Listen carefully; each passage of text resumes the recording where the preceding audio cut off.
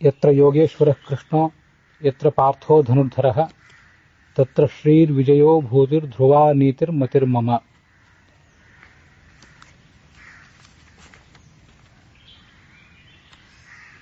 ಇಂದ್ರಿಯಾಣಿ ಮನೋಬುದ್ಧಿಃ ಅಸ್ಯಾಧಿಷ್ಠಾನಮುಚ್ಯತೆ ಏತೈರ್ವಿಮೋಹಯತ್ಯೇಷಃ ಜ್ಞಾನಮಾವೃತ್ಯ ದೇಹಿನಂ. ಕೃಷ್ಣ ಅರ್ಜುನನಿಗೆ ಈ ಕಾಮ ಕ್ರೋಧ ಇವು ನಮ್ಮನ್ನು ಹೇಗೆ ಕಟ್ಟಿ ಹಾಕ್ತವೆ, ಹೇಗೆ ನಮಗೆ ಪ್ರತಿಬಂಧಕ ಆಗಿವೆ ಅಂತ ಅನ್ನೋದನ್ನು ವರ್ಣನೆ ಮಾಡ್ತಿದ್ದಾನೆ. ಈ ಕಾಮ ಮತ್ತು ಕ್ರೋಧ ಇವು ಹುಟ್ಟುವುದು ರಜೋಗುಣದಿಂದ. ಅದನ್ನು ಮೊದಲು ಹೇಳಿದ, ರಜೋಗುಣ ಸಮುದ್ಭವ ಕಾಮಯೇಷ ಕ್ರೋಧಯೇಷ. ಸತ್ವ ರಜಸ್ಸು ತಮಸ್ಸು ಅಂತ ಮೂರು ಗುಣಗಳು ಈ ಪ್ರಕೃತಿಯಲ್ಲಿ ಅವು ನಮ್ಮನ್ನು ಕಟ್ಟಿ ಹಾಕಿವೆ. ಸತ್ವನೂ ನಮ್ಮನ್ನು ಕಟ್ಟಿ ಹಾಕ್ತದೆ. ಸತ್ವಗುಣದಲ್ಲಿ ಒಳ್ಳೆಯ ಅಂಶಗಳು ಹೆಚ್ಚು, ಮತ್ತು ಆ ಸತ್ವಗುಣದಿಂದ ನಮ್ಗೆ ಆಗುವ ಪ್ರಯೋಜನವೂ ಹೆಚ್ಚು. ಅಷ್ಟಾದರೂ ಸತ್ವಗುಣವೂ ನಮ್ಮನ್ನು ಕಟ್ಟಿ ಹಾಕ್ತದೆ, ರಜೋಗುಣವೂ ನಮ್ಮನ್ನು ಕಟ್ಟಿ ಹಾಕ್ತದೆ, ತಮೋಗುಣವೂ ನಮ್ಮನ್ನು ಕಟ್ಟಿ ಹಾಕ್ತದೆ, ನಮ್ಮನ್ನು ಬಂಧಿಸಿದೆ ಅದು. ಸತ್ವಂ ರಜಸ್ತಮ ಇತಿ ಗುಣಾಃ ಪ್ರಕೃತಿ ಸಂಭವಾಃ ನಿಬದ್ಧಂತಿ ಮಹಾಬಾಹೋ ದೇಹೇ ದೇಹಿನಂ ಅವ್ಯಯಂ. ಸತ್ವಗುಣ ನಮ್ಮನ್ನು ಕಟ್ಟಿ ಹಾಕಿದ್ದಕ್ಕೆ, ರಜೋಗುಣ ನಮ್ಮನ್ನು ಕಟ್ಟಿ ಹಾಕಿದ್ದಕ್ಕೆ, ತಮೋಗುಣ ನಮ್ಮನ್ನು ಕಟ್ಟಿ ಹಾಕಿದ್ದಕ್ಕೆ ಏನು ನಿದರ್ಶನ?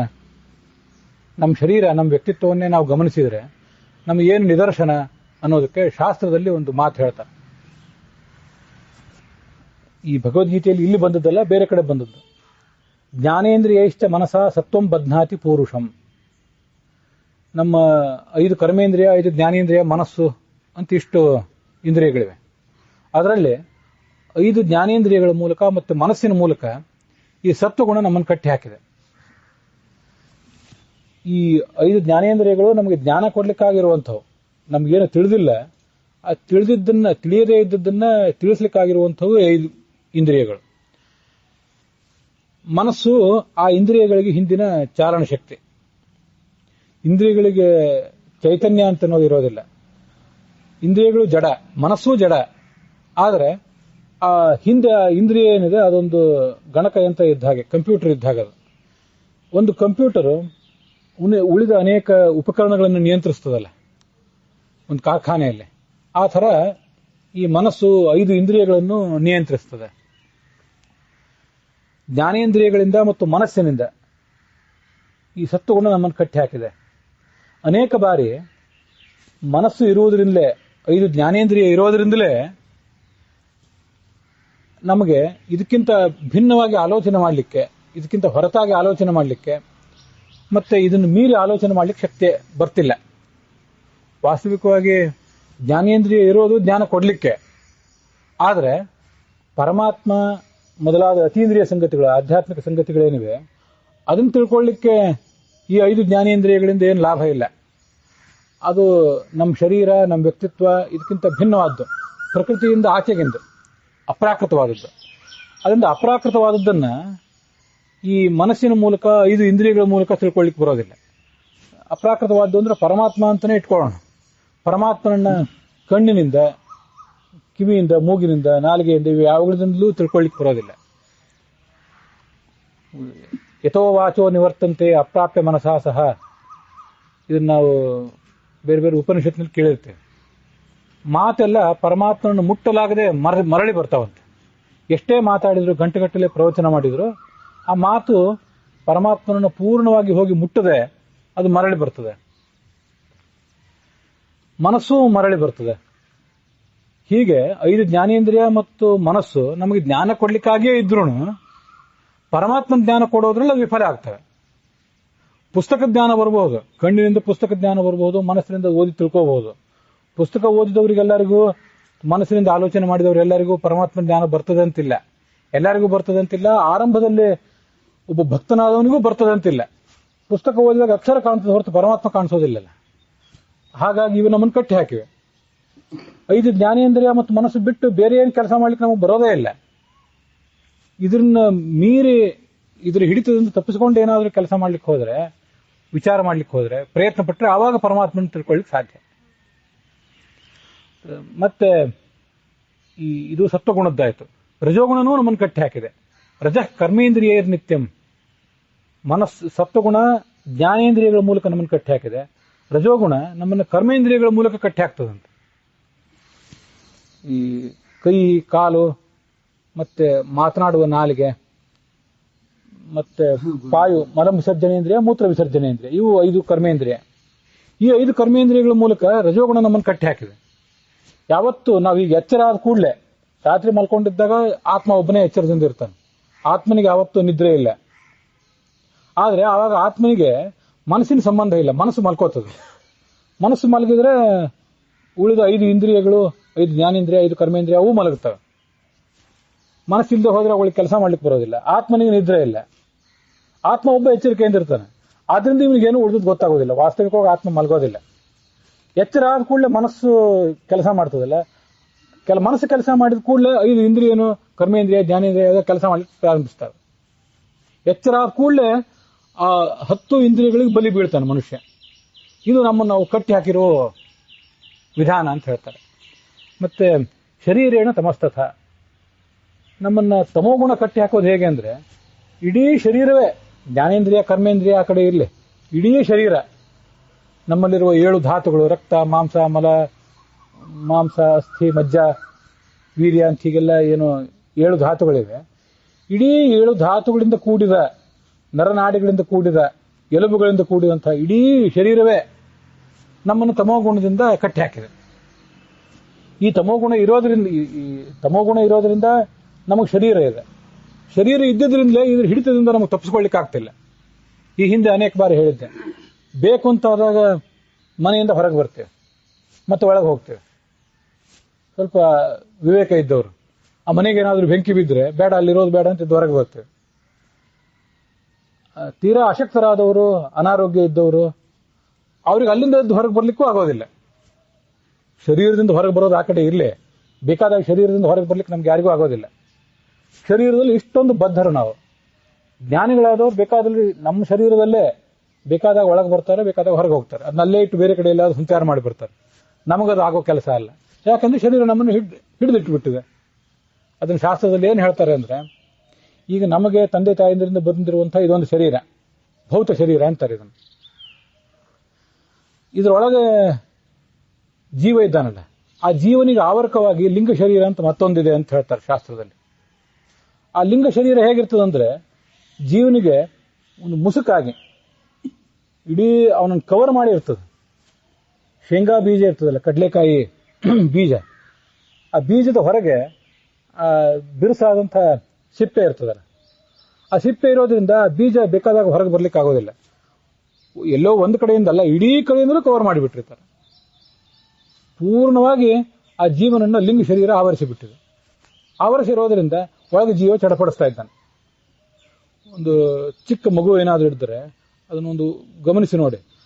ಆ ಮಗು ಒಂದು ಕಡೆ ಕೂತಿದ್ದಾಗ ಅದ್ರ ಮೇಲೆ ಒಂದು 3-4 ಕಂಬಳಿ ಹಾಕಿಬಿಟ್ರೆ, ದೊಡ್ಡ ದೊಡ್ಡ ಚಾದರಗಳನ್ನು ಏನಾದ್ರು ಹಾಕಿಬಿಟ್ರೆ ಅದಕ್ಕೆ ಹೊರಗೆ ಬರ್ಲಿಕ್ಕೆ ಆಗೋದಿಲ್ಲ. ಅಲ್ಲಿ ಒಳಗೆ ಚಡಪಡಿಸ್ಲಿಕ್ಕೆ ಪ್ರಾರಂಭಿಸ್ತದೆ. ಮುಕ್ತನಾಗಬೇಕು ಅಂತ ಜೀವನ ಹಂಬಲ. ಯಾವತ್ತೂ ನಮ್ಮನ್ನು ಯಾರೂ ಕಟ್ಟಿ ಹಾಕಬಾರ್ದು, ಯಾರ ಮಾತು ನಾವು ಕೇಳಬಾರ್ದು, ನಮಗೆ ಸ್ವೇಚ್ಛೆಯಿಂದ ವರ್ತಿಸ್ಬೇಕು ನಾವು ಅಂತ ನಮ್ಮ ಆಲೋಚನೆ. ಆದರೆ ಆ ಚಿಕ್ಕ ಮಗುವಿಗೆ ಆ ಥರ ಏನಾದರೂ ಮಾಡಿಬಿಟ್ರೆ ಅದು ಯಾವ ಥರ ಚಡಪಡಿಸ್ತದೆ, ಯಾವ ಥರ ಒದ್ದಾಡ್ತದೆ. ಹಾಗೆ ಜೀವ ಈಗ ಒಳಗಿದ್ದಾನೆ. ಅವನಿಗೆ ಹೊರ ಆವರಣವಾಗಿ ಒಂದು ಲಿಂಗ ದೇಹ, ಅದರ ಹೊರ ಆವರಣವಾಗಿ ಅನಿರುದ್ಧ ದೇಹ, ಅದರ ಹೊರ ಆವರಣವಾಗಿ ಭೌತ ದೇಹ. ಇಲ್ಲಿ ಆ 3-4 ದೇಹಗಳನ್ನೇನು ಹೇಳಿದ್ನಲ್ಲ, ಎಲ್ಲ ನೆನ್ಪಿಟ್ಕೊಳ್ಳಿಕ್ಕೆ ಆಗದೇ ಇದ್ರು ಇದು ಒಂದಂತೂ ಇರೋದು ಹೌದು.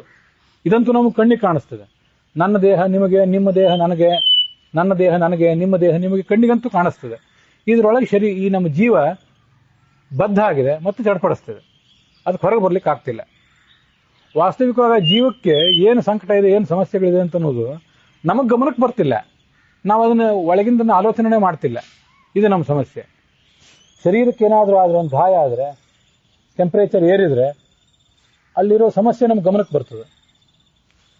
ನಮ್ಮ ಗಮನಕ್ಕೆ ಬರದೆ ಹೋದ್ರೂ ವೈದ್ಯರ ಗಮನಕ್ಕಾದರೂ ಬರ್ತದೆ. ಅಲ್ಲಿ ಆಗಿದ್ದ ಏರುಪೇರುಗಳನ್ನು ಅವ್ರು ಗಮನಿಸ್ತಾರೆ, ಔಷಧ ಕೊಡ್ತಾರೆ.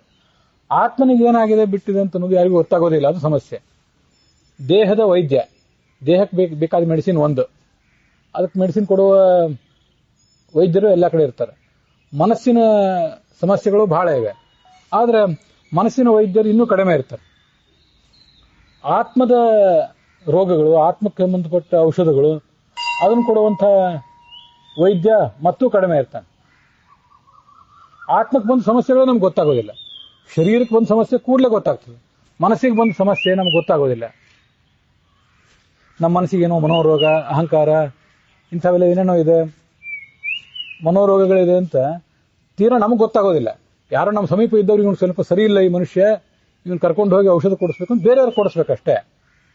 ಆತ್ಮದ ಸಮಸ್ಯೆ ಅಂತೂ ಯಾರಿಗೂ ಗೊತ್ತಾಗೋದಿಲ್ಲ.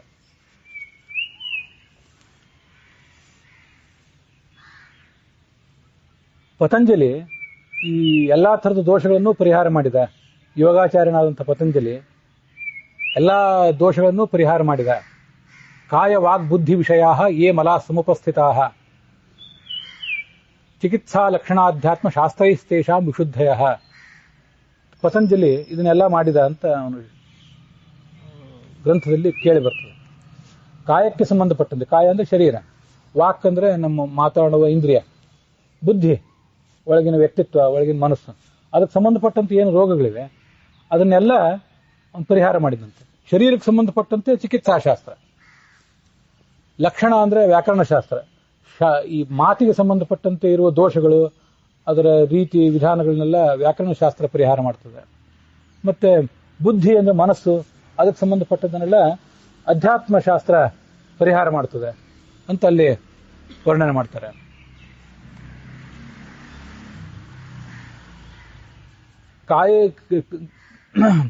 ಕಾಯೇನ ಚಿತ್ತಸ್ಯ ಪದಂ ಶರೀರಸ್ಯ ಚ ವೈದ್ಯಕೇನ ಯೋಪಾಕರೋತ್ತಂ ಪ್ರವರಂ ಮುನೀನಾಂ ಪತಂಜಲಿಂ ಪ್ರಾಂಜಲಿ ರಾಣತೋಸ್ಮಿ. ಪತಂಜಲಿಯನ್ನ ನಾನು ನಮಸ್ಕಾರ ಮಾಡ್ತೇನೆ. ಯೋಗೇನ ಚಿತ್ತಸ್ಯ, ಯೋಗ ಸೂತ್ರಗಳನ್ನು ರಚನೆ ಮಾಡುವ ಮೂಲಕ ಮನಸ್ಸಿಗೆ ಬಂದ ರೋಗಗಳನ್ನು ಪರಿಹಾರ ಮಾಡಿದ. ಪದೇನ ವಾಚಾಂ, ವ್ಯಾಕರಣಶಾಸ್ತ್ರವನ್ನು ರಚನೆ ಮಾಡುವ ಮೂಲಕ ನಮ್ಮ ಭಾಷೆಗೆ ಸಂಬಂಧಪಟ್ಟ ದೋಷಗಳನ್ನು ಪರಿಹಾರ ಮಾಡಿದ. ಯೋಗೇನ ಚಿತ್ತಸ್ಯ ಪದೇನ ವಾಚಾಂ ಮಲಂ ಶರೀರಸ್ಯ ಚ ವೈದ್ಯಕೇನ. ಮತ್ತೆ ಈ ಶರೀರಕ್ಕೆ ಸಂಬಂಧಪಟ್ಟ ರೋಗಗಳನ್ನೆಲ್ಲ ಅವನೇ ಚರಕಶಾಸ್ತ್ರ ಅಂತ ರಚನೆ ಮಾಡಿ, ಚರಕ ಸಂಹಿತ ಅಂತ ರಚನೆ ಮಾಡಿ ಅದನ್ನು ಪರಿಹಾರ ಮಾಡಿದ ಅಂತ ಹೇಳ್ತಾರೆ. ಈ ತರ ಆತ್ಮಕ್ಕೆ ಬುದ್ಧಿಗೆ ಸಂಬಂಧಪಟ್ಟ ಅನೇಕ ದೋಷಗಳಿವೆ, ಅವು ನಮ್ಮ ಗಮನಕ್ಕೆ ಬರ್ತಿಲ್ಲ ಅಷ್ಟೇ. ಹೀಗೆ ಅವು ನಮ್ಮನ್ನೆಲ್ಲ ಹಿಡಿದಿಟ್ಟಿವೆ. ಇಂಥ ರಜೋಗುಣದಿಂದಲೇ ಈ ಕಾಮ ಕ್ರೋಧ ಹುಟ್ಟೋದು. ಅದು ನಮಗೆ ಹೊಸ ಜ್ಞಾನ ಬರೋದನ್ನು ತಡೀತದೆ. ಜ್ಞಾನ, ಅರಿವು ಅಂತ ಅನ್ನೋದು ಹೊಸದಾಗಿ ಬರಬೇಕು, ಅಥವಾ ಈಗಿದ್ದ ಜ್ಞಾನ ನಮಗೆ ಉಪಯೋಗಕ್ಕೆ ಬರಬೇಕು.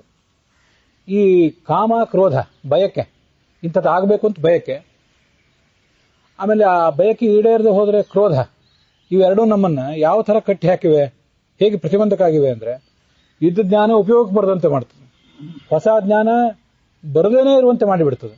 ಹಾಗಾದ್ರೆ ಇವನು ಮಾಡೋದೇನು? ಇರೋದೇ ಎರಡು, ಅವೆರಡೂ ಇಲ್ಲದೆ ಹೋದ್ರೆ ಇವನು ಅಧಃಪತನಕ್ಕೆ ಗುರಿಯಾಗ್ತಾನೆ. ಹಾಗಾದ್ರೆ ಇವೆಲ್ಲ ಇರೋದು ಎಲ್ಲಿ ಅಂದ್ರೆ, ಇಂದ್ರಿಯಾಣಿ ಮನೋಬುದ್ಧಿ ಅಸ್ಯಾಧಿಷ್ಠಾನ ಉಚ್ಯತೆ ಏತೇರ್ ವಿಮೋಹಯತ್ಯೇಷಃ ಜ್ಞಾನಮಾವೃತ್ಯ ದೇಹಿನಂ.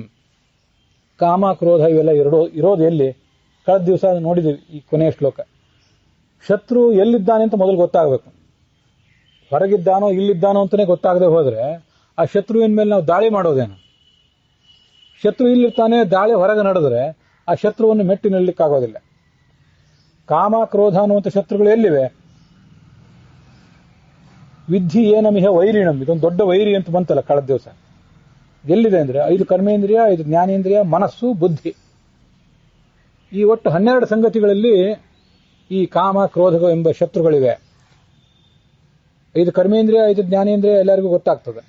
ಮನಸ್ಸು ಅಂದ್ರೆ ನಮ್ಮ ಎದುರಿಗೆ ಆಯ್ಕೆಗಳನ್ನು ಇಡುವ, ಇದು ಬೇಕು ಅದು ಬೇಕು ಅಂತ ನಾನಾ ಥರದ ಆಯ್ಕೆಗಳನ್ನು, ಆಪ್ಷನ್ಗಳನ್ನು ನಮ್ಮ ಎದುರಿಗೆ ತೋರಿಸುವಂಥ ಮನಸ್ಸಿನ ಭಾಗಕ್ಕೆ ಮನಸ್ಸು ಅಂತ. ಇಟ್ಟ ಬಂದ ಆಯ್ಕೆಗಳಲ್ಲಿ, ಬಂದ ವಿಚಾರಗಳಲ್ಲಿ ಯಾವುದನ್ನು ತೀರ್ಮಾನ ಮಾಡಬೇಕು ಅಂತ ಹೇಳುವ ಭಾಗವೇ ಬುದ್ಧಿ. ಬುದ್ಧಿ ಅಂದ್ರೆ ತೀರ್ಮಾನ ಮಾಡ್ತದೆ, ಮನಸ್ಸು ತೀರ್ಮಾನ ಮಾಡೋದಿಲ್ಲ. ಅನೇಕ ಮಾರ್ಗಗಳನ್ನು ತೋರಿಸ್ತದೆ ಅಷ್ಟೇ. ತೋರಿಸಿದ ಮಾರ್ಗಗಳಲ್ಲಿ ಯಾವುದನ್ನು ಸ್ವೀಕಾರ ಮಾಡಬೇಕು ಅಂತ ಅನ್ನೋದು ಬುದ್ಧಿ. ಆದರೆ ಸಮಸ್ಯೆ ಕಾಮ ಮತ್ತು ಕ್ರೋಧ ಈ 12ರಲ್ಲೂ ಇದೆ. 5 ಕರ್ಮೇಂದ್ರಿಯ, 5 ಜ್ಞಾನೇಂದ್ರಿಯ, ಮನಸ್ಸು, ಬುದ್ಧಿ ಎಲ್ಲ ಕಡೆನೂ ಇದೆ. ಮನಸ್ಸಿನಲ್ಲಿಯೂ ಮತ್ತು ಬುದ್ಧಿಯಲ್ಲಿಯೂ ಕಾಮಕ್ರೋಧ ಇರೋದ್ರಿಂದ ಮನಸ್ಸು ನಮಗೆ ಏನಾದರೂ ಮಾರ್ಗಗಳನ್ನು ತೋರಿಸುವಾಗ ತಪ್ಪು ಮಾರ್ಗಗಳನ್ನು ತೋರಿಸ್ತದೆ. ಬರೇ ಸನ್ಮಾರ್ಗ ಮಾತ್ರ ತೋರಿಸ್ತದೆ ಅಂತಿಲ್ಲ, ಮತ್ತೆ ಕಾಮಕ್ರೋಧಗಳು ಬುದ್ಧಿಯಲ್ಲೂ ಇರೋದ್ರಿಂದ ಅದಕ್ಕೆ ತೀರ್ಮಾನ ಮಾಡ್ಲಿಕ್ಕೂ ಬರೋದಿಲ್ಲ. ತೀರ್ಮಾನ ತಗೊಂಡಿದ್ದು ನಾವೆಲ್ಲ ತೀರ್ಮಾನ ತಗೊಂಡಿದ್ದು ಸರಿನೇ ಇರ್ತದಂತಿಲ್ಲ. ತೀರ್ಮಾನ ತಗೋಂತ ಬುದ್ಧಿ ಕೊಟ್ಟಿದ್ದಾನೆ ನಾವು ಮನುಷ್ಯ, ದೇವರು. ಅದು ತೀರ್ಮಾನ ಯಾಕೆ ತಗೊಳ್ಲಿಕ್ಕೆ ಆಗ್ತಿಲ್ಲ, ಸರಿಯಾದ ತೀರ್ಮಾನ ಯಾಕೆ ಆಗ್ತಿಲ್ಲ ಅಂದ್ರೆ ಆ ಬುದ್ಧಿಗೂ ಕಾಮಕ್ರೋಧಗಳ ಅಂಟು, ಅವಕ್ಕೂ ಅಂಟ್ಕೊಂಡು ಬಿಟ್ಟಿರೋದ್ರಿಂದ ತೀರ್ಮಾನ ತಗೊಳ್ಲಿಕ್ಕೆ ಆಗ್ತಿಲ್ಲ. ಹಾಗಾಗಿ ದೇಹದೊಳಗಿರುವಂತಹ ಈ ಜೀವನನ್ನ ಇವೆಲ್ಲ ಕಟ್ಟಿ ಹಾಕಿವೆ. ಹಾಗಾದ್ರೆ ಏನ್ ಮಾಡ್ಬೇಕು ನಾನು? ಅರ್ಜುನ ಕೇಳ್ತಾನೆ. ಕೇಳೋದು ಅರ್ಜುನ ಅಂದ್ರೆ ಅವನ್ ಮಾತ್ರ ಅಲ್ಲ, ನಾವು ಕೇಳ್ತಿದ್ದೇವೆ. ತಸ್ಮಾತ್ವಮಿಂದ್ರಿಯಾಣ್ಯಾದೋ ನಿಯಮ್ಯ ಭರತರ್ಷಭ ಪಾಪ್ಮಾನಂ ಪ್ರಜಹಿಹ್ಯೇನಂ ಜ್ಞಾನ ವಿಜ್ಞಾನ ನಾಶನಂ. ಅರ್ಜುನನನ್ನ ನಿಮಿತ್ತ ಮಾಡಿಕೊಂಡು ಉಳಿದವರಿಗೂ ಕೃಷ್ಣ ಹೇಳ್ತಾನೆ, ಆದ್ರಿಂದ ನೀನು ಮೊದಲು ಏನ್ ಮಾಡಬೇಕು? ಎಲ್ಲಾ ಇಂದ್ರಿಯಗಳನ್ನು ಬಿಗಿಯಾಗಿ ಹಿಡಿದುಕೋ.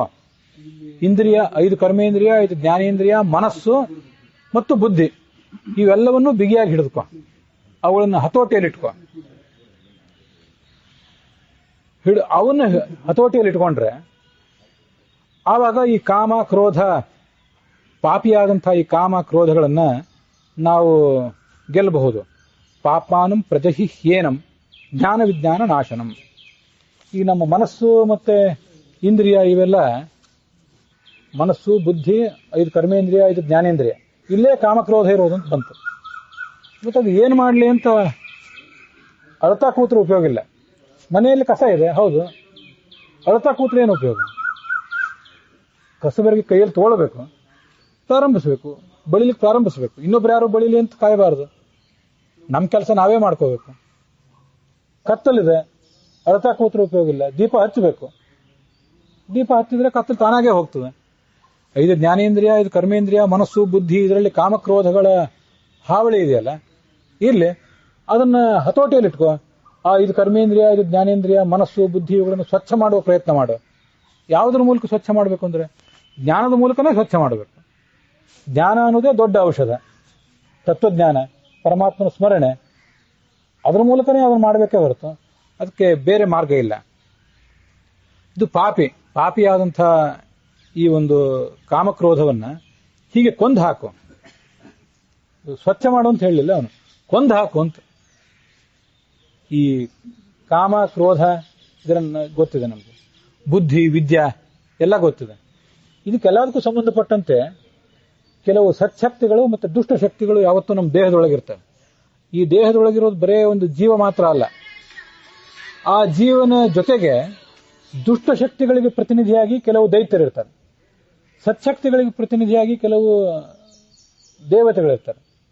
ನಮಗೆ ಎಲ್ಲರಿಗೂ ಗೊತ್ತಿರುವಂತೆ ಸರಸ್ವತಿ ಎಲ್ಲೋ ಗುಡಿಯಲ್ಲಿರೋದು, ಪುಸ್ತಕದಲ್ಲಿ ಇರೋದು ಮಾತ್ರ ಅಲ್ಲ. ಬುದ್ಧಿ ನಮ್ಮ ಒಳಗಿರೋದ್ರಿಂದ ಆ ಬುದ್ಧಿಯಲ್ಲಿರ್ತಾಳೋ ಅಲ್ಲ ಸರಸ್ವತಿಯೂ ಇದ್ದೇ ಇರ್ತಾಳೆ ಬುದ್ಧಿಯನ್ನು ನಿಯಂತ್ರಿಸಲಿಕ್ಕೆ. ಸರಸ್ವತಿ ಮಾತ್ರ ಇರೋದಲ್ಲ, ಪಾರ್ವತಿನೂ ಇದ್ದಾಳೆ, ಎಲ್ಲರೂ ಲಕ್ಷ್ಮೀ ದೇವಿ ಇದ್ದಾಳೆ, ಎಲ್ಲರೂ ಇದ್ದೇ ಇದ್ದಾರೆ. ಅದಕ್ಕಾಗಿ ಗಮನಿಸಬೇಕು ಇದನ್ನು. ಬೆಳಗ್ಗೆ ಎದ್ದ ಕೂಡಲೇ ಕರಾಗ್ರೇ ವಸತೆ ಲಕ್ಷ್ಮೀ, ಕರಮಧ್ಯೆ ಸರಸ್ವತಿ, ಕರಮೂಲೆ ಸದಾ ಗೌರಿ ಅಂತ ಕೈ ಹೀಗೆ ನೋಡ್ಕೋತೀವಲ್ಲ. ಇಲ್ಲಿ ಲಕ್ಷ್ಮಿ ಇದ್ದಾಳೆ, ಇಲ್ಲಿ ಸರಸ್ವತಿ ಇದ್ದಾಳೆ, ನಡುವೆ ತುದಿಯಲ್ಲಿ ಲಕ್ಷ್ಮಿ, ಮಧ್ಯದಲ್ಲಿ ಸರಸ್ವತಿ, ಇಲ್ಲಿ ಗೌರಿ ಇದ್ದಾಳೆ ಅಂತ ಪ್ರಾರ್ಥನೆ ಮಾಡ್ತೀವಲ್ಲ. ಅದು ಇಲ್ಲಿದ್ದಾಳೆ ಅಂದ್ರೆ ಏನರ್ಥ? ಮನಸ್ಸಿನೊಳಗಿದ್ದಾಳೆ ಅಂತಾನೆ ಅರ್ಥ. ಆ ಮನಸ್ಸು ತಾನು ಹೊರಗೆ ಬಂದು ಕೆಲಸ ಮಾಡೋದಿಲ್ಲ. ಕೆಲಸ ಮಾಡೋದು ಯಾವುದು? ಮುಖ್ಯವಾಗಿ ಕೈ. ಏನೇ ಆದ್ರೂ ಮುಂದೆ ಹೋಗೋದು ಕೈ ಮೊದಲು, ಯಾವತ್ತು ಕಾಲು ಆಮೇಲೆ ಬರ್ತದೆ, ಕೈ ಪ್ರಯತ್ನ ಮಾಡ್ತಿರ್ತದೆ. ಅದಕ್ಕಾಗಿ ಕೈಯನ್ನು ತೋರಿಸಿ ಇಲ್ಲಿ ಲಕ್ಷ್ಮಿ, ಸರಸ್ವತಿ, ಪಾರ್ವತಿ ಇವರಿದ್ದಾರೆ ಅಂತ ಧ್ಯಾನ ಮಾಡ್ತಾರೆ. ನಮ್ಮಲ್ಲಿರುವ ಸದ್ಬುದ್ಧಿಗಳಿಗೆ ಪ್ರೇರಕವಾಗಿ ಇವರಿರ್ತಾರೆ. ದುರ್ಬುದ್ಧಿಗಳಿಗೆ ಪ್ರೇರಕವಾಗಿ ಒಂದಿಷ್ಟು ಜನ ದೈತ್ಯರಿರ್ತಾರೆ. ಆ ದೈತ್ಯರು, ದುಷ್ಟಶಕ್ತಿಗಳು ನಮ್ಮಲ್ಲಿ ಇರ್ತಾರೆ, ನಮ್ಮ ಬುದ್ಧಿಯನ್ನು ಹಾಳು ಮಾಡ್ಲಿಕ್ಕೆ ಅಂತ. ಇದು ನಮ್ಗೆ ಗೊತ್ತಿದೆ. ಸೈತಾನ ಅಂತ ಒಂದು ಶಬ್ದ ಕೇಳಿರ್ತೇವೆ ನಾವು. ಸೈತಾನ ಅಂತ ಬೇರೆಯವರು ಹೇಳ್ತಾರೆ, ಅವನನ್ನೇ ಕಲಿ ಅಂತ ನಾವು ಹೇಳ್ತೇವೆ. ಕಲಿ ಎಂದು ದುರ್ಯೋಧನ, ದುಶಾಸನ ಮೊದಲಾದವರು ಇದ್ರಲ್ಲ, ಧೃತರಾಷ್ಟ್ರನ ಮಕ್ಕಳು, ಅದರಲ್ಲ ಒಬ್ಬ ಕಲಿ. ಆ ಕಲಿ ಅಂದ್ರು ಸೈತಾನ ಅಂದ್ರು ಬೇರೆ ಅಲ್ಲ. ನಮ್ಮ ಬುದ್ಧಿಯನ್ನು ಯಾವಾಗ ಹಾಳು ಮಾಡಲಿ ಅಂತ ಅವ್ರು ಕಾಯ್ತಿರ್ತಾರೆ, ಈ ದುಷ್ಟಶಕ್ತಿಗಳು. ಇದನ್ನ ಯಾವಾಗ ಸರಿ ಮಾಡಲಿ, ಸರಿ ಹೇಗೆ ಮಾಡೋದು ಅಂತ ಸತ್ಶಕ್ತಿಗಳು ಕಾಯ್ತಿರ್ತಾರೆ. ಆದ್ರೆ ಕೆಲವೊಂದು ಬಾರಿ ಅವ್ರ ಕೈ ಮೇಲೆ ಆಗ್ತದೆ, ಕೆಲವೊಂದು ಬಾರಿ ಇವ್ರ ಕೈ ಮೇಲೆ ಆಗ್ತದೆ. ಕುರುಕ್ಷೇತ್ರದ ಯುದ್ಧ ಅಂದ್ರೆ ಅಲ್ಲೆಲ್ಲೋ ಹರಿಯಾಣದಲ್ಲಿರುವ ಕುರುಕ್ಷೇತ್ರದಲ್ಲಿ ಕೌರವರು ಪಾಂಡವರು ಯುದ್ಧ ಮಾಡಿದ್ ಮಾತ್ರ ಅಲ್ಲ, ಇದೇ ಕುರುಕ್ಷೇತ್ರ. ಇಲ್ಲಿ ಆ ಸತ್ಶಕ್ತಿಗಳು ಮತ್ತು ದುಷ್ಟಶಕ್ತಿಗಳ ನಡುವಿನ ಯುದ್ಧ ನಡೆದೇ ಇದೆ ಯಾವಾಗಲೂ. ಅದಕ್ಕಾಗಿ ಇಲ್ಲಿ ಇಂದ್ರಿಯಗಳನ್ನು ಹತೋಟಿಯಲ್ಲಿ ಇಟ್ಕೋಬೇಕು ಅಂತ ಬಂತಲ್ಲ. ಇಂದ್ರಿಯಗಳು ಇರೋದು ಇಲ್ಲಿ, ಹತೋಟಿಯಲ್ಲಿ ಇಟ್ಕೋಬೇಕು ಅಂದ್ರೆ ಹೇಗೆ ಹತೋಟಿಯಲ್ಲಿ ಇಟ್ಕೋಬೇಕು? ಮತ್ತೆ ಯುದ್ಧ ಇಲ್ಲೇ ನಡೆದಿದೆ ಅಂತ ಹೇಳಿದೆ. ಯುದ್ಧ ಇಲ್ಲೇ ನಡೆದ ಮೇಲೆ ಇಲ್ಲಿ ಕುದುರೆ ಯಾವುದು, ರಥ ಯಾವುದು? ಅಲ್ಲಿ ಅರ್ಜುನನ ರಥ ಇತ್ತು, ಪಾಂಡವರ ರಥಗಳು, 18 ಅಕ್ಷೋಹಿಣಿ ಸೈನ್ಯ ಇತ್ತು, ಅನೇಕ ರಥಗಳಿದ್ದವು. ಇಲ್ಲಿ ರಥ ಯಾವುದು, ಕುದುರೆ ಯಾವುದು? ಯುದ್ಧ ಇಲ್ಲೇ ನಡೆದ ಮೇಲೆ ರಥ ಯಾವುದು, ಕುದುರೆ ಯಾವುದು ಅಂತ ಏನಾದ್ರು ಪ್ರಶ್ನೆ ಬಂದ್ರೆ, ಶರೀರಂ ರಥಮೇವಚ, ಈ ಶರೀರನೇ ರಥ. ಇಂದ್ರಿಯಾಣಿ ಹಯಾನಾಹು, ಇಂದ್ರಿಯ ಮಹಾಭಾರತ ಹೇಳ್ತದೆ, ಇಂದ್ರಿಯಾಶ್ವ ಸಮಾಯುಕ್ತ, ಇಂದ್ರಿಯಗಳೆಂಬ ಕುದುರೆಗಳಿಂದ ಕೂಡಿದ್ದು ಈ ರಥ. ಮತ್ತೆ ಮನಸ್ಸಾರಥಿರೇವಚ, ಮನಸ್ಸನ್ನು ನಿಯಂತ್ರಿಸುವಂತ ಈಶ್ವರ ರುದ್ರ ಮಹಾದೇವ, ಅವನಿದ್ರ ಸಾರಥಿ. ಬುದ್ಧಿ ಪ್ರಗ್ರಹಣ, ಬುದ್ಧಿಯನ್ನು ನಿಯಂತ್ರಿಸುವಂತ ಪಾರ್ವತಿ ದೇವಿ ಇದರ ಕಡಿವಾಣ, ಒಂದು ಹಗ್ಗ ಹಿಡಿದು ಎಳಿಬೇಕಲ್ಲ. ಶಿವನ ಕೈಯಲ್ಲಿ ಪಾರ್ವತಿ ಇದ್ದಾಳೆ, ಸಾರಥಿ ಕೈಯಲ್ಲಿ ಕಡಿವಾಣ ಇರ್ತದೆ. ಮಹಾನ್ ಬ್ರಹ್ಮಮಯೋ ರಥ, ಅಂತಿಂಥ ರಥ ಅಲ್ಲ ಇದು, ಬ್ರಹ್ಮರಥ ಅಂತ ಇದನ್ನು ವರ್ಣನೆ ಮಾಡ್ತಾರೆ. ಯಾವ್ದಾದ್ರು ಕ್ಷೇತ್ರಕ್ಕೆ ನೀವು ಉಡುಪಿಯೋ ತಿರುಪತಿಯೋ ಅಂತ ದೊಡ್ಡ ದೊಡ್ಡ ಕ್ಷೇತ್ರಗಳಿಗೆ ಹೋಗಿ ನೋಡಿದ್ರೆ ಅಲ್ಲಿ 2-3 ರಥಗಳು ಇರ್ತಿರ್ತವೆ. ಇಲ್ಲೆಲ್ಲ ಸಣ್ಣ ಸಣ್ಣ ರಥಗಳು ಇರ್ತಿರ್ತವೆ. ಅಲ್ಲಿ 2-3 ರಥ, ಬೆಳ್ಳಿ ರಥ, ಬಂಗಾರ ರಥ, ಬ್ರಹ್ಮರಥ, ದೊಡ್ಡ ರಥೋತ್ಸವ ಅಂತೀಗೆಲ್ಲ ಇರ್ತಿರ್ತವೆ. ರಥೋತ್ಸವ ಅಲ್ಲಿ ನಡೀತಿರ್ತದೆ. ರಥದೊಳಗಿರುವ ದೇವರನ್ನು ನೋಡ್ಬೇಕು ಅಂತ ಮಂದಿ ಅಲ್ಲಿ ಹೋಗ್ತಿರ್ತಾರೆ. ವಾಸ್ತವಿಕವಾಗಿ ಈ ರಥೋತ್ಸವ ಇಲ್ಲಿ ನಿತ್ಯ ನಡೆದಿದೆ. ಯಾಕಂದ್ರೆ ಈ ರಥ ಬೆಳಿಗ್ಗೆ ಎದ್ದು ಇಲ್ಲಿಗೆ ಬಂತು, ಈ ಎಲ್ಲ ಕೆಲಸಗಳನ್ನು ಮಾಡ್ತಲ್ಲ. ಮನೆಯೊಳಗೆ ಏನೇನೋ ಕೆಲಸ ಮಾಡ್ತದೆ, ವ್ಯವಹಾರ ಮಾಡ್ತದೆ, ಉದ್ಯೋಗ ಮಾಡ್ತದೆ, ಎಲ್ಲ ಕೆಲಸಗಳನ್ನು ಈ ರಥ, ದೇಹವೆಂಬ ರಥ ಇದು ಮಾಡ್ತಾನೇ ಇದೆ. ಆ ದೇಹವೆಂಬ ರಥಕ್ಕೆ ಇಂದ್ರಿಯಗಳೆಂಬ ಕುದುರೆಗಳು, ಅದನ್ನು ಹತೋಟಿಯಲ್ಲಿ ಇಟ್ಕೋ. ಅದೊಂದು ಸುಂದರವಾದಂಥ ವರ್ಣನೆಯೂ ಹೌದು, ವಿಷಯನೂ ಹೌದು. ಕುದುರೆಗಳನ್ನು ಹತೋಟಿಯಲ್ಲಿ ಇಡೋದು ಅಷ್ಟು ಸುಲಭ ಅಲ್ಲ. ಸವಾರ ಪಳಗಿಲ್ದೆ ಹೋದ್ರೆ, ಇವನೇನಾದ್ರೂ ಆ ಕುದುರೆ ಮೇಲೆ ಹೋಗಿ ಕೂತ್ರೆ ಆ ಕುದುರೆ ಹಾವಳಿ ಮಾಡಿ 2 ಕಾಲ ಮೇಲೆ ಎದ್ದು ನಿಂತು ಇವನನ್ನು ಕೆಳಗೆ ಬೀಳಿಸಿಬಿಡ್ತದೆ. ಇವನು ತಲೆ ಹೊಡ್ಕೋತಾನೆ ಅಥವಾ ಬೆನ್ನೆ ಮುರ್ಕೋತಾನೆ. ದುಷ್ಟಾಶ್ವ ಇವ ಸಾರಥೇಹೇ, ನೀವು ಬರೇ ಕುದುರೆ ಮೇಲೆ ಹೋಗಿ ಕೂತ್ಕೊಳ್ಳೋದಲ್ಲ. ಯಾವುದೋ ಎತ್ತಿನ ಗಾಡಿ ಮೇಲೆ, ಕುದುರೆ ಗಾಡಿ ಮೇಲೆ ಆದ್ರೂ ಹೋಗಿ ಕೂತ್ಕೊಂಡು ಕಡಿವಾಣ ಕೈಯಲ್ಲಿ ಇಟ್ಕೊಂಡ್ರೆ ಅವುಗಳನ್ನ ನಿಯಂತ್ರಿಸ್ತೀನಿ ಅಂತ ಹೋದ್ರೆ, ಆ ಕುದುರೆಗಳನ್ನು ಎಲ್ಲಿ ಹೇಗೆ ನಿಯಂತ್ರಿಸಬೇಕು ಅಂತ ಗೊತ್ತಿಲ್ಲದೆ ಹೋದ್ರೆ ಅವು ಇವನನ್ನ ಬೀಳಿಸಿಬಿಡ್ತವೆ. ಆದ್ರಿಂದ ಆ ಕುದುರೆಗಳನ್ನ ಹಿಡಿತದೆ, ಇಂದ್ರಿಯಗಳನ್ನು ಹತೋಟಿಯಲ್ಲಿ ಇಟ್ಕೊಳ್ಳುವಂತ ಬಂತಲ್ಲ ಇಲ್ಲಿ. ಇಂದ್ರಿಯಗಳನ್ನು ಹತೋಟಿಯಲ್ಲಿ ಇಟ್ಕೊಳ್ಳೋದು ಅಂದ್ರೆ ಕುದುರೆಗಳನ್ನು ಹತೋಟಿಯಲ್ಲಿ ಇಟ್ಕೊಂಡಂತೆ. ಹಾಗೆ ಇಟ್ಕೋ, ಅವುಗಳಿಗೆ ಸನ್ಮಾರ್ಗ ತೋರಿಸು. ಅದಕ್ಕೊಂದು ಅಡ್ಡ ಪಟ್ಟಿ ಕಟ್ಟಿರ್ತಾರೆ ಕಣ್ಣಿಗೆ, ಆ ಕಡೆ ಈ ಕಡೆ ಯಾವುದು ಕಾಣದಂತೆ. ಹಾಗೆ ಮಾಡು. ಪರಮಾತ್ಮನನ್ನ ನಿರಂತರವಾಗಿ ಸ್ಮರಿಸು, ಅದೊಂದೇ ಮಾರ್ಗ. ಇಂದ್ರಿಯಾಣಿ ಪರಾಣ್ಯಾಹು ಇಂದ್ರಿಯೇಭ್ಯ ಪರಂ ಮನಃ ಮನಸಸ್ತು ಪರಾ ಬುದ್ಧಿ ಯೋ ಬುದ್ಧೇ ಪರತಸ್ತು ಸಹ ಏವಂ ಬುದ್ಧೇ ಪರಂ ಬುದ್ಧ್ವಾ ಸಂಸ್ಥಭ್ಯಾತ್ಮಾನಮಾತ್ಮನ ಜಹಿ ಶತ್ರುಂ ಮಹಾಬಾಹೋ ಕಾಮರೂಪಂ ದುರಾಸದಂ. ಇವೆರಡು ಭಗವದ್ಗೀತೆಯ 3ನೇ ಅಧ್ಯಾಯದ ಕೊನೆಯ 2 ಶ್ಲೋಕಗಳು.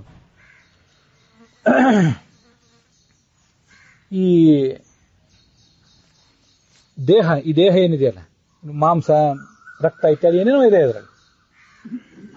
ಅದರಲ್ಲಿ ಅತ್ಯಂತ ಶ್ರೇಷ್ಠವಾದ ಯಾವುದು ಅಂದ್ರೆ ಇಂದ್ರಿಯಗಳು. ಯಾಕಂದ್ರೆ ಕೆಲಸ ನಡೆಯೋದು ಇಂದ್ರಿಯದ ಮೂಲಕ. ರಕ್ತ, ಮಾಂಸ, ಮಜ್ಜ ಅದ್ರ ಮೂಲಕ ಏನು ಕೆಲಸ ನಡೆಯೋದಿಲ್ಲ, ಇಂದ್ರಿಯಗಳ ಮೂಲಕ ಕೆಲಸ ನಡೆಯೋದು. ಆದ್ರಿಂದ ಇಂದ್ರಿಯಗಳು ಶ್ರೇಷ್ಠಗಳು. ಆ ಇಂದ್ರಿಯಗಳಿಗಿಂತ ಶ್ರೇಷ್ಠವಾದ್ದು ಮನಸ್ಸು. ಯಾಕೆಂದ್ರೆ ಮನಸ್ಸು ಕೆಲಸ ಮಾಡದೆ ಹೋದ್ರೆ ಇಂದ್ರಿಯ ಕೆಲಸ ಮಾಡೋದಿಲ್ಲ. ಮನಸ್ಸಿಗಿಂತಲೂ ಶ್ರೇಷ್ಠವಾದ್ದು ಬುದ್ಧಿ. ಯಾಕೆಂದ್ರೆ ಮನಸ್ಸಿನ ಎದುರಿಗೆ ಬರೀ ಆಯ್ಕೆಗಳಿರ್ತವೆ, ಅನೇಕ ಮಾರ್ಗಗಳನ್ನು ತೋರಿಸ್ತದೆ. ಆದ್ರೆ ಏನು ತೀರ್ಮಾನ ಮಾಡಬೇಕಂತ ಹೇಳೋದು ಬುದ್ಧಿ. ಅದರಿಂದ ಮನಸ್ಸಿಗಿಂತ ಬುದ್ಧಿ ಶ್ರೇಷ್ಠ, ಬುದ್ಧಿಗಿಂತ ಆತ್ಮ ಶ್ರೇಷ್ಠ. ಈ ಮನಸ್ಸು ಕಂಪ್ಯೂಟರ್ ಇದ್ದ ಹಾಗೆ, ಬುದ್ಧಿ ಅದರೊಳಗೆ ಫೀಡ್ ಮಾಡಿರುವಂಥ ಆರ್ಟಿಫಿಷಿಯಲ್ ಇಂಟೆಲಿಜೆನ್ಸ್, ಕೃತಕವಾದ ಬುದ್ಧಿ. ಮತ್ತೆ ಇದನ್ನ ಎಲ್ಲದಕ್ಕಿಂತಲೂ ಕಂಪ್ಯೂಟರ್ ಆಪರೇಟ್ ಮಾಡುವವನು ಶ್ರೇಷ್ಠ ಹೌದಲ್ಲ, ನಮ್ಗೆ ಗೊತ್ತಿದ್ದೇ ಇದೆ. ಅವನು ಕಂಪ್ಯೂಟರ್ ಆಪರೇಟ್ ಮಾಡುವವನು, ಕಂಪ್ಯೂಟರ್ ತಯಾರು ಮಾಡುವವನೇ ಏನೂ ಮಾಡಿಲ್ಲದೆ ಹೋದ್ರೆ ಆ ಕಂಪ್ಯೂಟರ್ ಏನ್ ಮಾಡ್ತದೆ? ಕೊನೆ ಪಕ್ಷ ಅದಕ್ಕೆ ಸ್ವಿಚ್ ಹಾಕ್ಲಿಕ್ಕೆ, ಅದಕ್ಕೆ ವಿದ್ಯುತ್ತಿನ ಸಂಪರ್ಕ ಕೊಡ್ಲಿಕ್ಕಾದ್ರೂ ಮನುಷ್ಯ ಬೇಕಲ್ಲ. ಆದ್ರಿಂದ ಒಳಗಿರುವ ಆತ್ಮ ಇನ್ನೂ ಶ್ರೇಷ್ಠ ಅಂತ ಅದನ್ನು ವರ್ಣನೆ ಮಾಡ್ತಾರೆ. ಹೀಗೆ ಆತ್ಮ ಅಂತ ಅನ್ನೋದು ಇನ್ನೂ ಶ್ರೇಷ್ಠ, ಅವನ ಕೈಯಲ್ಲಿ ಇದೆಯಲ್ಲ. ಇದು ಒಂದು ಸರಳವಾದ ಅರ್ಥ. ನೀನು ಒಳಗಿರುವ ದೇಹ, ನೀನೇನಿದೆಯಲ್ಲ ಬುದ್ಧಿಗಿಂತ ನೀನು ಶ್ರೇಷ್ಠ ಅನ್ನೋದನ್ನು ಗಮನದಲ್ಲಿಟ್ಟುಕೋ. ಯಾಕೆ ಆ ಬುದ್ಧಿ ಮತ್ತು ಮನಸ್ಸು ಇಂದ್ರಿಯ ಇತ್ಯಾದಿಗಳಿಗೆ ನೀನು ಹೆದರ್ತಾ ಇದ್ದಿ? ಇದು ಒಂದು ಸರಳವಾದ ಅರ್ಥ. ಈಗ ನಾವೇನು ಕೇಳ್ತಿದ್ದೀವಲ್ಲ, ಇದ್ರ ಬಗ್ಗೆ ನಮಗೊಂದು ಗಮನ ಇರಬೇಕು. ಈ ಭಗವದ್ಗೀತೆಗೆ ಅನೇಕ ಜನ, ಬಹಳ ಜನಪ್ರಿಯವಾದ ಗ್ರಂಥ ಆದ್ರಿಂದ ದೇಶದ ಉದ್ದಗಲಕ್ಕೂ ಅನೇಕ ಜನ ವ್ಯಾಖ್ಯಾನ ಮಾಡಿದ್ದಾರೆ. ಆದ್ರಿಂದ ಅದಕ್ಕೆ ಬೇರೆ ಬೇರೆ ಥರದ ವ್ಯಾಖ್ಯಾನಗಳಿರೋದ್ರಿಂದ ಈಗ ಒಂದು ಸರಳವಾದ ವ್ಯಾಖ್ಯಾನ ಹೇಳಿದೆ. ಬರೀ ದೇಹಕ್ಕಿಂತ ಇಂದ್ರಿಯ ಶ್ರೇಷ್ಠ, ಇಂದ್ರಿಯಕ್ಕಿಂತ ಮನಸ್ಸು ಶ್ರೇಷ್ಠ, ಮನಸ್ಸಿಗಿಂತ ಬುದ್ಧಿ, ಬುದ್ಧಿಗಿಂತ ಆತ್ಮ ಶ್ರೇಷ್ಠ ಅಂತ ಒಂದು ಅರ್ಥ ಹೇಳಿದೆ. ಅದಕ್ಕೆ ಮತ್ತೂ ಒಂದು ಅರ್ಥ ಇದೆ. ಈ ಎಲ್ಲ ಅರ್ಥಗಳನ್ನು ನಾನು ಹೇಳಿರ್ತೇನೆ. ನಿಮಗೆ ಯಾವ ಅರ್ಥ ಗ್ರಾಹ್ಯ ಆಗ್ತದೆ, ಈ ಬೇಸಿಕ್ ಅರ್ಥ ಸಾಕಾದ್ರೆ ಇದನ್ನೇ ಬಿಟ್ಟು ಬಿಡಿ. ಇನ್ನೊಂದು ಅರ್ಥವನ್ನು ಯಾಕೆ ಹೇಳಬೇಕಾಗಿದೆ ಅಂದರೆ, ಕೇಳುವವರು ಕೂಡ ಅನೇಕ ಧರ್ಮಗಳಿಗೆ ಸಂಬಂಧಪಟ್ಟವರು, ಅನೇಕ ನಂಬಿಕೆಗಳನ್ನು ಇಟ್ಕೊಂಡವರಿದ್ದಾರೆ. ನನಗೂ ಒಂದು ನಂಬಿಕೆ ಇದೆ, ಅದರಲ್ಲಿರೋ ಒಂದು ಅರ್ಥ ಹೇಳ್ತೇನೆ. ಅದರಲ್ಲಿ ಯಾವ ಅರ್ಥ ಸ್ವೀಕಾರ ಮಾಡಬೇಕು ಅನ್ನೋದು ಅವ್ರವ್ರಿಗೆ ಬಿಟ್ಟದ್ದು. ಆದರೆ ಎಲ್ಲದರದ್ದು ಗುರಿ ಒಂದೇ, ದೇವರೊಬ್ಬ, ನಾಮ ಹಲವು. ನಾನು ಹೇಳಿದೆ ಯಾವಾಗ ದೇಹದಲ್ಲಿ ಬರೇ ಜೀವ ಇಲ್ಲ, ಇದರಲ್ಲಿ ದೇವತೆಗಳು ಇದ್ದಾರೆ ಅಂತ ಹೇಳಿದೆ. ಇಂದ್ರಿಯದ ದೇವತೆಗಳಿದ್ದಾರೆ, ಕಣ್ಣು ಸೂರ್ಯ, ಕಿವಿ ಚಂದ್ರ, ಹೀಗೆ ಒಂದೊಂದಕ್ಕೊಂದೊಂದು ದೇವತೆ ಇದ್ದಾರೆ. ಕೈಗೆ ಇಂದ್ರ, ಹೀಗೆಲ್ಲ ದೇವತೆಗಳಿದ್ದಾರೆ. ಆ ದೇವತೆಗಳಿಗಿಂತ ಮನಸ್ಸಿನ ದೇವತೆ ರುದ್ರ, ಅವನು ದೊಡ್ಡವನು. ಆ ರುದ್ರನಿಗಿಂತ ಸರಸ್ವತಿ ದೊಡ್ಡವಳು. ಆ ಸರಸ್ವತಿಗಿಂತ ಚತುರ್ಮುಖ ಬ್ರಹ್ಮ, 4 ಮುಖದ ಬ್ರಹ್ಮ ಇನ್ನೂ ದೊಡ್ಡವನು. ಆ ಚತುರ್ಮುಖ ಬ್ರಹ್ಮನಿಗಿಂತ ಅವನ ಅಪ್ಪ ನಾರಾಯಣ ಏನಿದ್ದಾನೆ, ಅವನ ನಾರಾಯಣನ ನಾಭಿಕಮಲದಲ್ಲಿ ಚತುರ್ಮುಖ ಹುಟ್ಟಿದೆ, ನಮಗಿದು ಗೊತ್ತಿದೆ. ನಾರಾಯಣ ಮಲಗಿರ್ತಾನೆ, ಅವನ ಹೊಕ್ಕಳಲ್ಲಿ ಒಂದು ಕಮಲ ಹುಟ್ಟುತ್ತದೆ, ಅಲ್ಲಿ ಚತುರ್ಮುಖ ಹುಟ್ಟುತ್ತಾನೆ ಅಂತ ಗೊತ್ತಿದೆ. ಇದು ಒಂದು ಅರ್ಥ, ಇದು ಒಂದು ಸಂಪ್ರದಾಯದ ಅರ್ಥ, ನಿಮ್ಗೆ ಗೊತ್ತಿರಲಿ. ನಾರಾಯಣ ಎಲ್ಲದಕ್ಕಿಂತಲೂ ಉಚ್ಚ ಸ್ಥಿತಿಯಲ್ಲಿದ್ದಾನೆ, ವಿಷ್ಣು ಎಲ್ಲದಕ್ಕಿಂತಲೂ ಉಚ್ಚ ಸ್ಥಿತಿಯಲ್ಲಿದ್ದಾನೆ, ಸಾ ಕಾಷ್ಠ ಸಾ ಪರಾಗತಿ ಅಂತಿದೆ. ಅಲ್ಲಿರೋ ಒಂದು ಅರ್ಥ ಹೇಳಿದೆ. ಹೀಗೆ ಅರ್ಥವನ್ನು ಎಲ್ಲರೂ ತಗೊಳ್ಬೇಕಂತಿಲ್ಲ. ಮೊದಲು ಹೇಳಿದ ಅರ್ಥ ಬರೇ ದೇಹಕ್ಕಿಂತ ಇಂದ್ರಿಯ ಶ್ರೇಷ್ಠ, ಇಂದ್ರಿಯಕ್ಕಿಂತ ಮನಸ್ಸು ಶ್ರೇಷ್ಠ. ಯಾಕಂದ್ರೆ ಮನಸ್ಸೇ ಇಂದ್ರಿಯವನ್ನು ನಿಯಂತ್ರಿಸಬೇಕು. ಮನಸ್ಸಿಗಿಂತ ಬುದ್ಧಿ ಶ್ರೇಷ್ಠ, ಯಾಕಂದ್ರೆ ತೀರ್ಮಾನ ಮಾಡೋದು ಬುದ್ಧಿ. ಇವೆಲ್ಲದಕ್ಕಿಂತಲೂ ಆಪರೇಟರ್ ಆದಂತಹ, ಕಂಪ್ಯೂಟರ್ ಅನ್ನು ಮ್ಯಾನುಫ್ಯಾಕ್ಚರ್ ಮಾಡಿದಂಥ ಮ್ಯಾನುಫ್ಯಾಕ್ಚರರ್ ಕಮ್ ಆಪರೇಟರ್ ಈ ವ್ಯಕ್ತಿ, ಇವನು ಶ್ರೇಷ್ಠ. ಇದು ಸರಳವಾದ ಅರ್ಥ. ಹೀಗೂ ಅರ್ಥವನ್ನು ನೀವು ತಗೊಳ್ಬಹುದು. ಅದಕ್ಕೆ ಏನೇನು ಅರ್ಥಗಳಿವೆ, ಯಾವ್ದ್ಯಾವ್ದು ನಾನು ಓದಿದ್ದೇನೆ, ಅದರಲ್ಲಿ ನನಗೆಷ್ಟು ನೆನಪಿದೆ, ಓದಿದ್ದೆಲ್ಲ ಅರ್ಥ ಆಗಿಲ್ಲ, ಅರ್ಥ ಆಗಿದ್ದನ್ನೆಲ್ಲ ನೆನಪಿಲ್ಲ, ನೆನಪಿದ್ದೆಲ್ಲ ಹೇಳಲಿಕ್ಕೆ ಬಾಯಿಯೂ ಇಲ್ಲ. ಅದರಿಂದ ಎಷ್ಟು ಗೊತ್ತಿದೆ ಅಂತ ಅದನ್ನು ಹೇಳಿದ್ದೇನೆ. ಬೇಸಿಕ್ ಅರ್ಥ ನೀವು ತಗೊಂಡ್ರು ಸಾಕು, ನಮ್ಗೇನು ಸಂದೇಶ ಸಿಗಬೇಕೋ ಅದು ಸಂದೇಶ ಸಿಗ್ತದೆ ಅಂತ ಅರ್ಥ. ಇತಿ ಶ್ರೀಮದ್ ಭಗವದ್ಗೀತಾಸು ಉಪನಿಷತ್ಸು ಬ್ರಹ್ಮವಿದ್ಯಾಯಾಂ ಯೋಗಶಾಸ್ತ್ರೇ ಶ್ರೀಕೃಷ್ಣಾರ್ಜುನ ಸಂವಾದೆ ಕರ್ಮಯೋಗೋ ನಾಮ ತೃತೀಯೋಧ್ಯಾಯ. 3ನೇ ಅಧ್ಯಾಯ ಅಲ್ಲಿಗೆ ಸಮಾಪ್ತವಾಗಿದೆ.